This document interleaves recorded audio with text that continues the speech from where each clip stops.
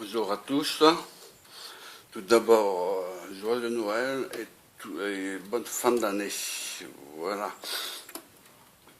Donc pour commencer, là c'est la deuxième expérience, la deuxième pratique. On va tester donc le circuit E, hein, donc le circuit E et le circuit NON. Ici donc de ce côté-là, il faut savoir que c'est un donc X et X que c'est marqué. Donc enfin que j'ai mentionné. X, bon, ça veut dire que c'est un testeur. Hein, donc ce support-là, c'est un testeur pour tester uniquement qu'un circuit intégré. Par exemple, si vous avez des montages expérimentaux à faire, vous avez automatiquement donc les matrices avec les interrupteurs et les boutons poussoirs pour tester tel et tel circuit, même pour faire des montages expérimentaux.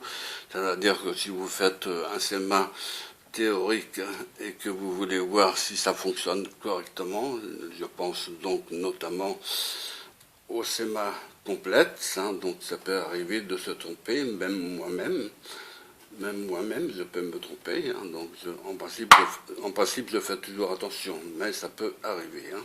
Toute erreur est humaine, voilà.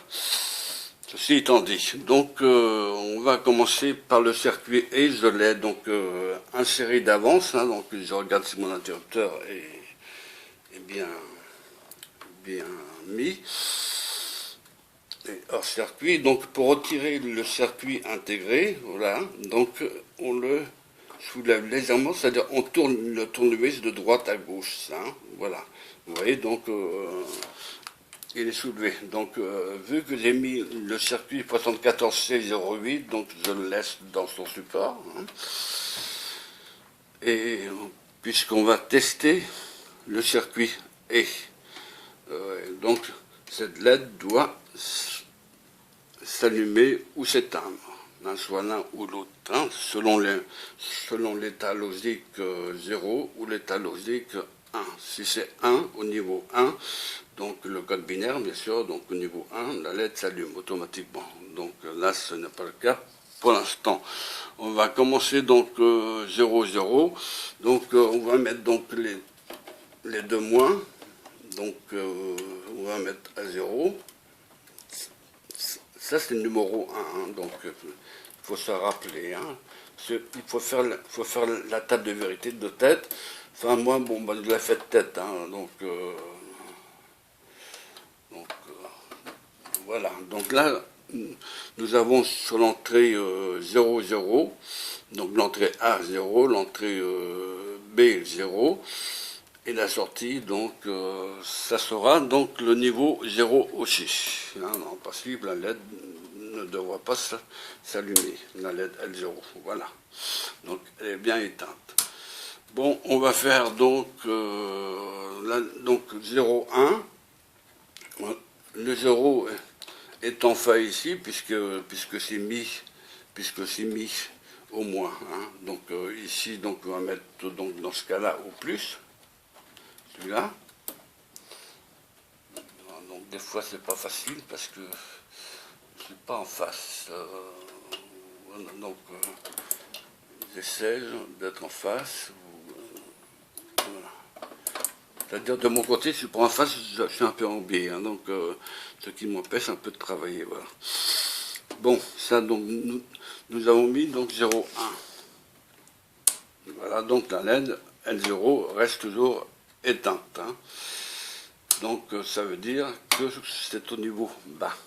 Bon, maintenant on va inverser ici le niveau 1. Enfin, on va retirer le fil moins ici. Bon, parfois donc il est un peu dur, mais il faut faire attention de ne pas casser le fil hein, à l'intérieur parce que je serais embêté. Donc là donc le plus donc c'est le 1. Et celui-là, donc, se trouve au plus, donc on va le mettre au moins. Donc ça fait 1, 0.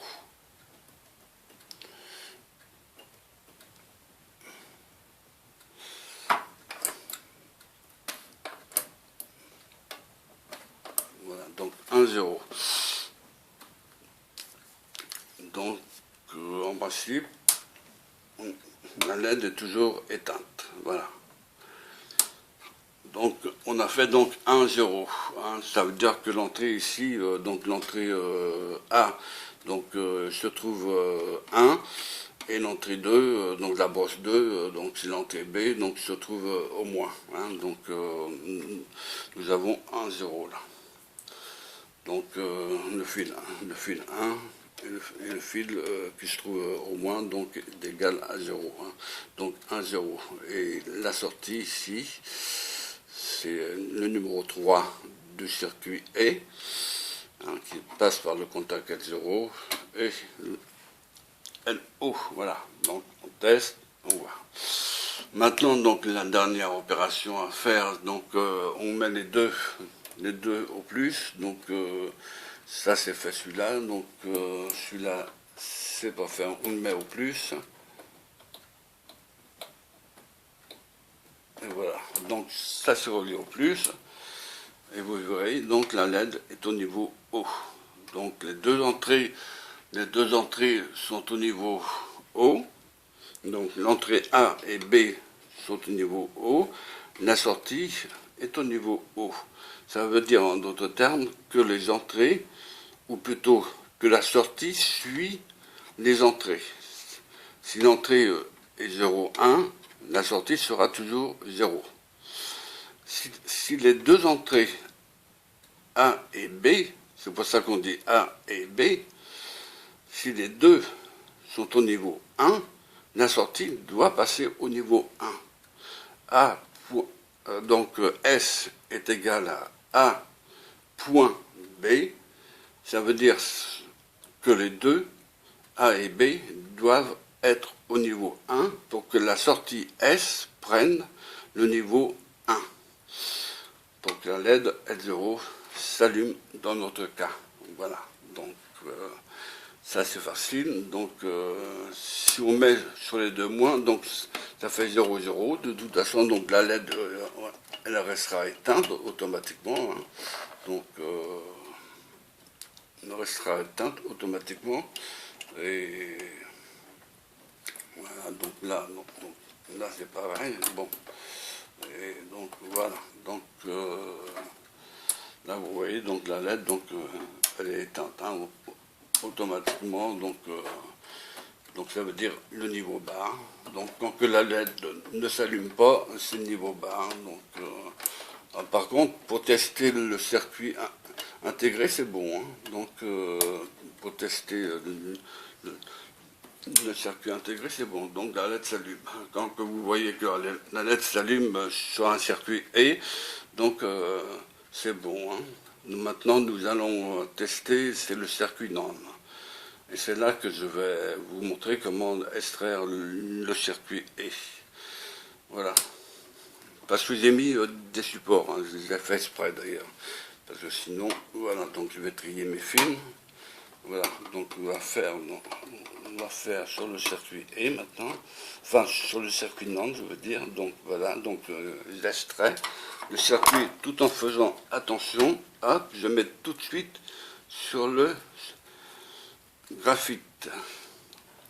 Voilà, donc là ça veut dire que tous les pattes sont en court-circuit, donc il n'y a aucun danger que là vous pouvez toucher toutes les pattes, donc il n'y a pas de danger que l'électrostatique puisse endommager le circuit intégré, puisque ce dernier donc est mis en court-circuit. Toutes les pattes sont en court-circuit, donc il ne risque pas de recevoir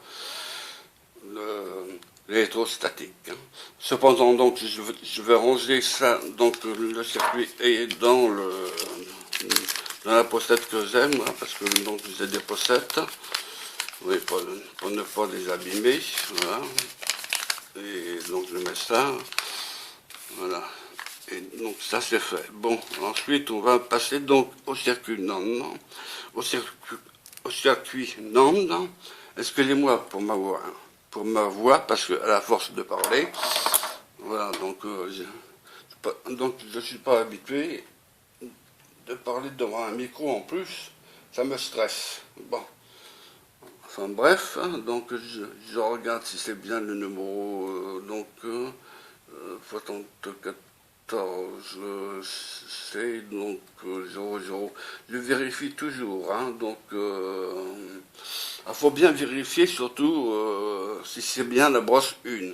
Donc vous avez le point de repère, ici, donc avec un petit rond, comme si il y avait un petit trou, et vous avez un demi circulaire ici, hein, donc vous ne pouvez pas vous tromper. Hein, donc c'est la première des choses qu'il faut regarder, c'est ça. Hein, donc alors ici, donc faut que ça soit bien en face. Hein, donc j'essaie de le mettre en face. Voilà, ok, impeccable. Donc ça c'est le circuit non que je regarde. Donc que je regarde les pattes à la loupe, carrément oui. Donc parce que je suis mal placé, je suis un peu trop loin. Bon. Là, comme il n'y a pas beaucoup de place sur le bureau, donc c'est pas pratique. Donc le circuit non, donc, donc on va commencer donc par le moins, donc le moins, donc ici, donc c'est bon. Voilà, donc le moins, on met sur le moins, et celui-là c'est pareil. On va mettre le moins sur le moins. Voilà, donc ça fait donc 0, donc toujours l'entrée A et B, donc la brosse 1, la brosse 2, donc la brosse 1 c'est A, la brosse 2 c'est B, et la brosse 3 c'est le fil vert, donc c'est la sortie qui commande la LED L0 pour l'instant. Donc nous mettons en route, hein, voilà, donc on voit que la LED L0 s'allume. Donc ça veut dire que je suis au niveau haut, voilà, et que les entrées sont au niveau bas. Et au niveau haut, excusez-moi, donc 1, voilà, donc au niveau haut, hein, donc moins plus que j'ai mis, donc moins plus, attendez que je regarde, non c'est 0, 0, je ne me trompe pas, 0, 0, donc 0, 0, donc moins ici, donc c'est bon, et ça, est-ce que, j'ai mis donc sur le moins, donc c'est bien, donc 0, 0, hein, donc 0, 0,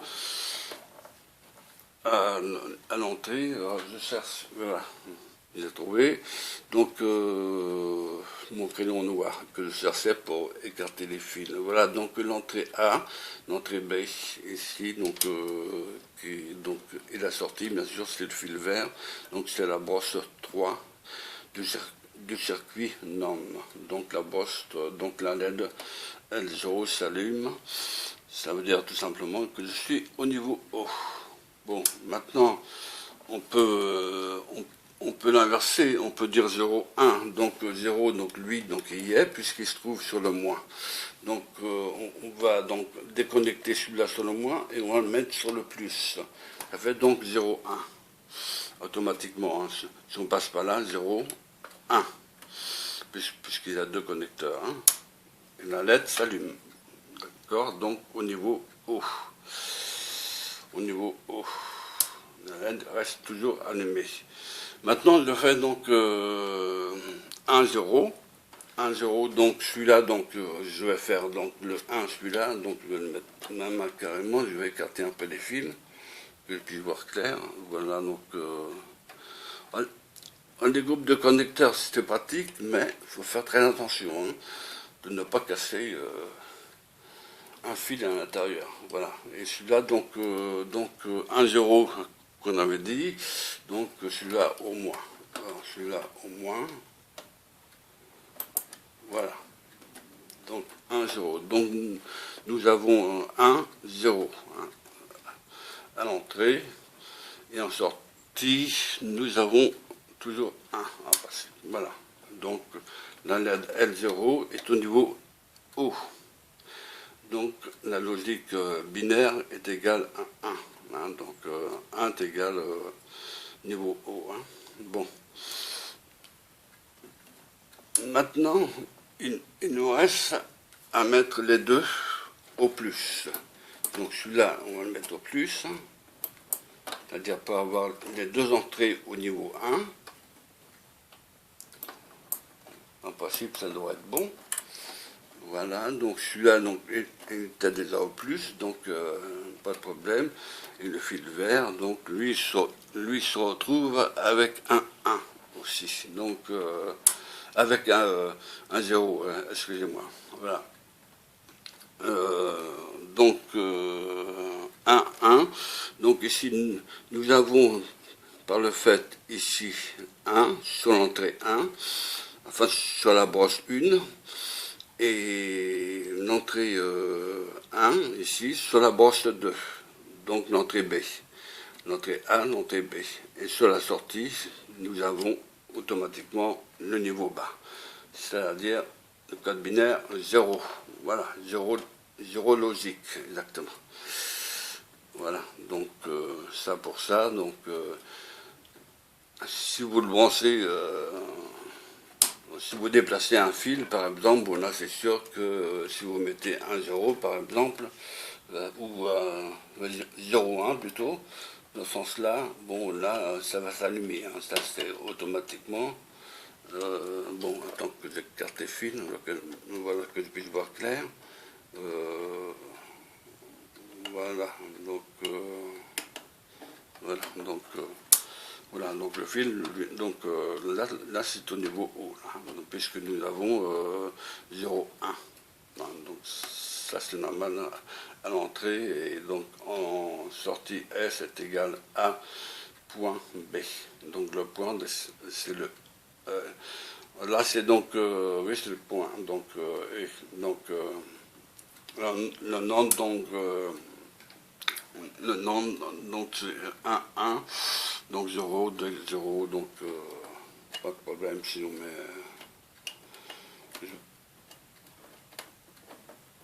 ici, donc je sais, c'est pas le point, c'est le plus, hein, donc voilà, donc il faut que les deux soient sur le, soit 0, 0, voilà, donc et l'équation, donc bon, ça, donc S est égal à A et B, c'est pour, comment dire, pour la table de vérité et, hein, voilà, donc, qui n'a rien à voir avec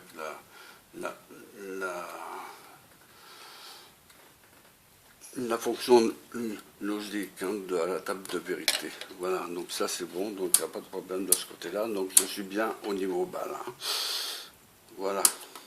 Bon, je vous remercie, hein, d'avoir écouté. Bon, excusez-moi donc pour ma voix, parce que je ne suis pas habitué avec le micro, moi.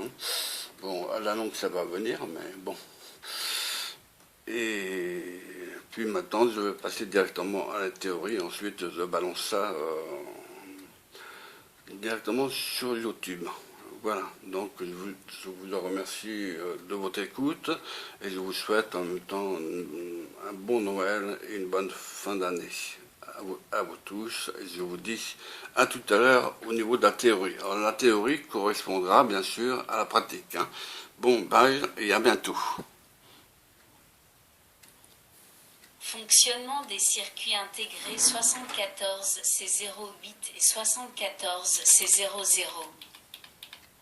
5. Essai de fonctionnement du circuit intégré MEM 74 C08.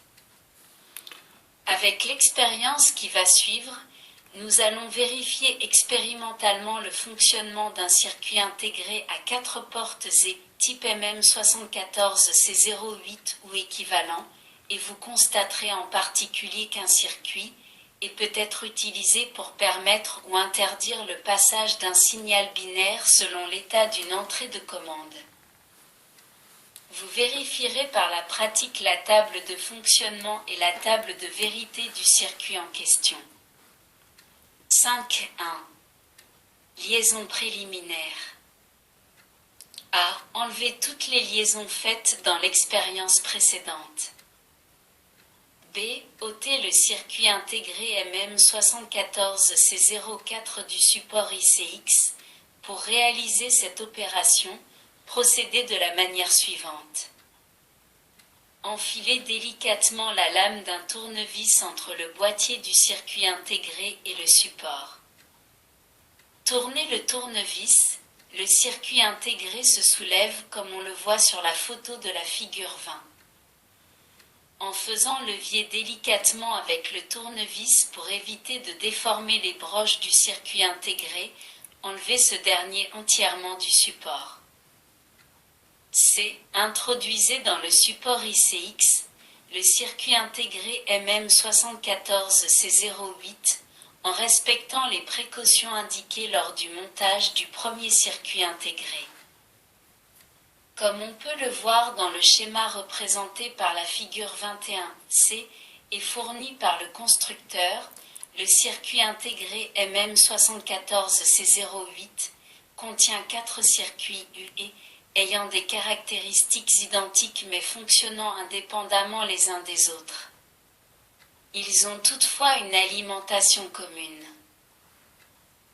Pour ce circuit intégré, comme d'ailleurs pour tous les circuits intégrés, en général, la numérotation des broches correspond à la vue de dessus, la broche 1 est celle qui se trouve à proximité du point de repère, figure 21A, ou à droite d'une encoche semi-circulaire, faite sur un des petits côtés du boîtier, comme indiqué sur la figure 21B. 5.2. Seconde expérience, examen d'un circuit E. L'expérience qui suit concerne le premier circuit UE dont les deux entrées sont les broches 1 et 2, tandis que la sortie est la broche 3. Comme il a déjà été indiqué, les 3 autres circuits UE contenus dans le circuit intégré fonctionnent de la même manière. Vous pourrez donc les vérifier facilement en répétant les mêmes essais. L'expérience consiste à relier la sortie du circuit UE à l'indicateur à l'aide L0 afin de relever les niveaux de tension de sortie correspondant aux différentes combinaisons de niveaux de tension possibles sur les entrées. Effectuez les opérations dans l'ordre en vous reportant à la figure 22. A. Préparez un nouveau morceau de fil rigide isolé de 15 cm environ et reliez la première entrée, broche 1, du circuit et au contact repéré par - en haut à gauche de l'ensemble des connecteurs. Par cette liaison, l'entrée est mise au potentiel de la masse. B. Au moyen du fil que vous avez préparé, longueur à votre choix, reliez la deuxième entrée du circuit et broche 2 à l'autre contact repéré par - comme représenté sur la figure 22A. Cette entrée est ainsi mise à la masse. C. Au moyen d'un autre morceau de fil, reliez la sortie, broche 3, du circuit et à l'entrée de l'indicateur à l'aide repérée par le symbole L0 sur le groupe de connecteurs. Par ces liaisons, vous avez réalisé le circuit représenté figure 22B, premier essai. Vous pouvez alimenter le circuit et observer la LED L0, elle reste éteinte. Vous constatez ainsi que, lorsque les entrées du circuit UE sont toutes les deux au niveau de tension bas, c'est-à-dire L, la sortie se trouve elle aussi au niveau L. D. Débranchez l'alimentation et reliez maintenant l'entrée 2 au contact repéré par le signe plus, comme représenté en pointillé figure 22A. De cette manière, la deuxième entrée ne se trouve plus à un niveau de tension bas, 0 V, mais à un niveau de tension haut, plus 4,5 volts. Le circuit électrique relatif aux nouvelles liaisons est également représenté figure 22B, deuxième essai. Alimentez à nouveau le circuit et observez la LED L0, elle reste éteinte. Vous constatez donc que, lorsqu'une entrée du circuit IE est à l'état H, haut, et l'autre à l'état L, bas, la sortie se maintient à l'état L. Par commodité, Les deux essais de l'expérience ont été représentés sur une seule figure. Au premier essai, l'entrée 2 est reliée à la masse et se trouve au niveau L, tandis qu'au deuxième essai, elle est reliée à la tension plus 4,5 volts et se trouve alors au niveau H. À partir de ces deux expériences, vous pouvez déduire que, si l'une des deux entrées, dans notre cas l'entrée correspondant à la broche 1, est à un niveau bas, le niveau que peut prendre l'autre entrée n'a aucune influence sur la sortie.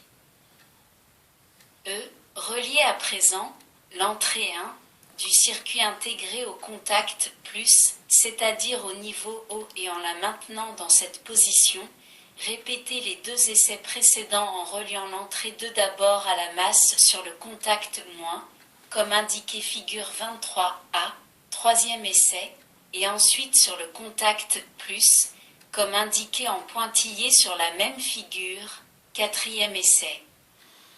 La figure 23B représente le schéma électrique du circuit réalisé. La façon de procéder est toujours identique. Débrancher l'alimentation. Effectuer les liaisons. Rebrancher l'alimentation. Observez la LED L0.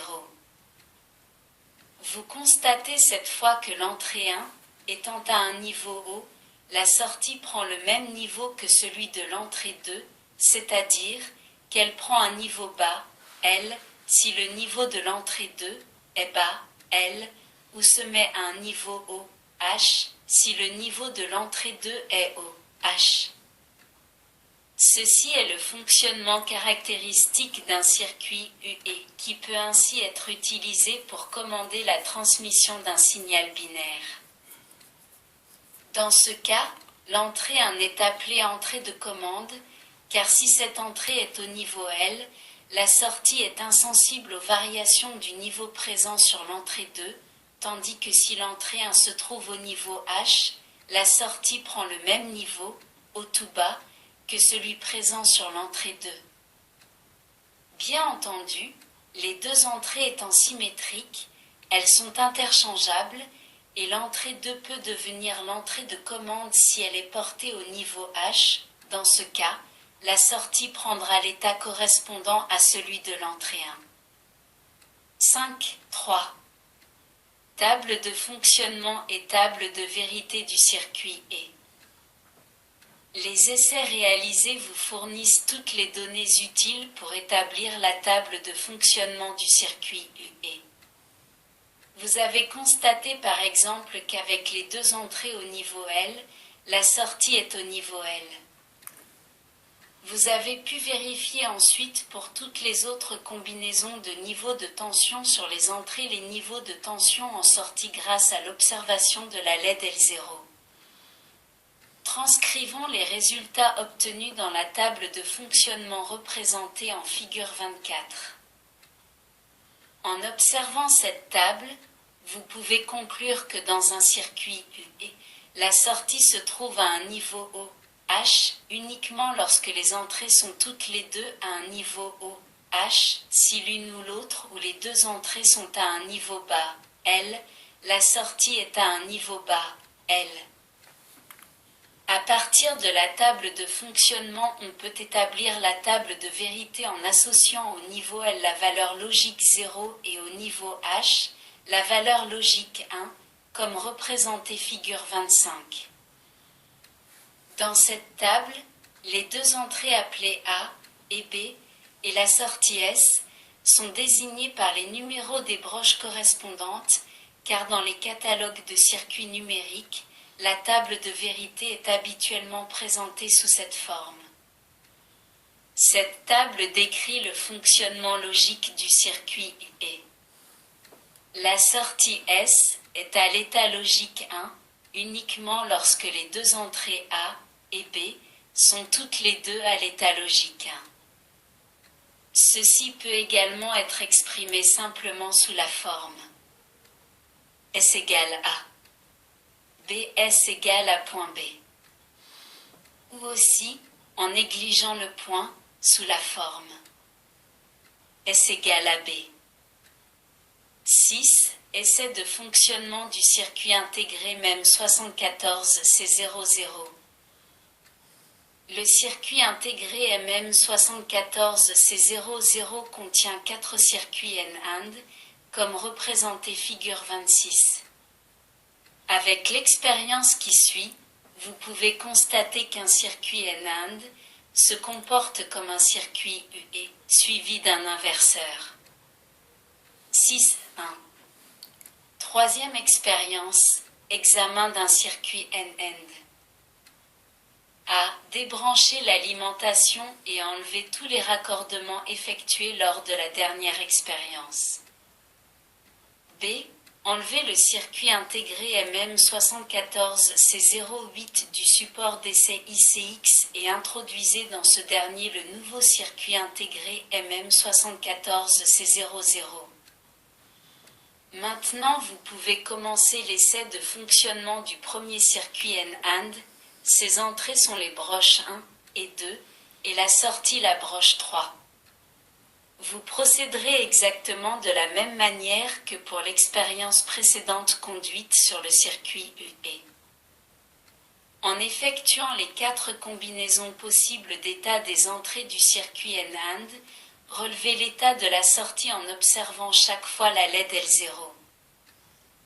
À l'aide des résultats obtenus, vous pouvez établir la table de fonctionnement puis la table de vérité du circuit N-AND. Ces deux tables sont représentées figure 27. En comparant la table de fonctionnement du circuit N-AND avec celle du circuit UE, vous pouvez constater que les niveaux de sortie du circuit N-AND peuvent être obtenus en partant de ceux du circuit UE par une simple inversion, c'est-à-dire en remplaçant dans la dernière colonne relative à la sortie H par L et vice-versa. La même observation est valable pour la table de vérité des circuits UE et N-AND où le 0 logique est remplacé par le 1 logique et vice-versa.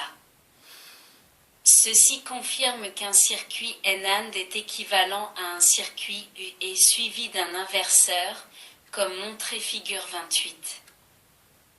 C. Après avoir terminé l'expérience, enlevez le circuit intégré MM74C00 du support et replacez-le dans la mousse graphitée.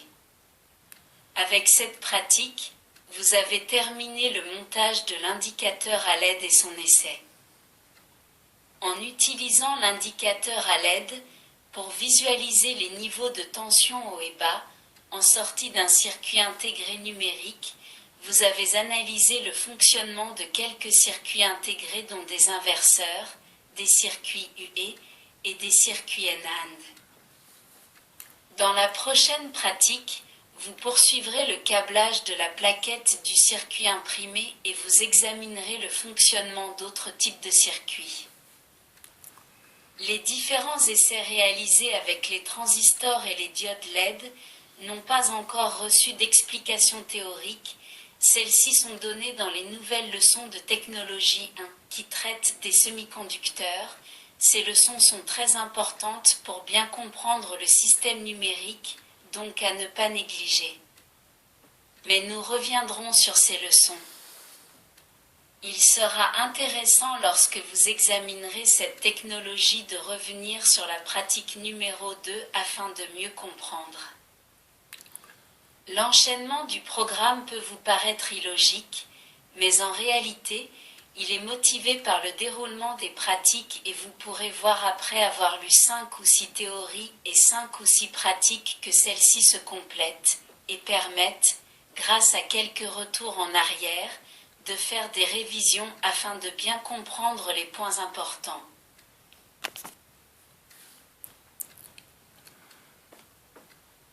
Merci de votre écoute. À bientôt. Et tous mes meilleurs vœux.